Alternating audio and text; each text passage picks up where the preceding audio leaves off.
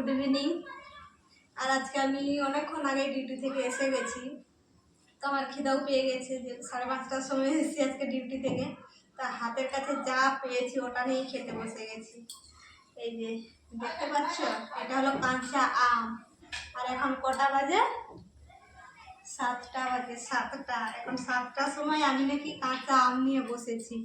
খিদা পাচ্ছে, করার কিচ্ছু নেই। খিদাতে মানুষ হাতের কাছে যা পায় ওটাই খায়, ঠিক আছে।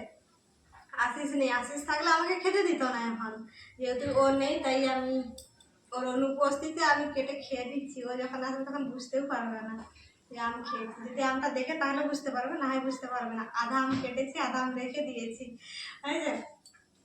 তো এই সন্ধ্যাবেলায় কে কে আম তোমরা কাঁচা আম কেটে খেয়েছো অবশ্যই আমাকে কমেন্ট করে জানিও, ঠিক আছে। অন্ধকার বেলায় কাঁচা আম কেটে খাওয়ার মজাটাই আলাদা, তাই না?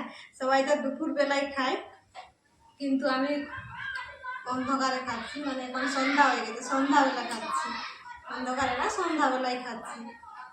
সবাই বাড়ির লোক কিন্তু সবাই সন্ধ্যাবেলায় এই টক জিনিস খেতে মানা করে, কিন্তু তবু খাচ্ছি, যেহেতু এটা টক না, বেশি টক না।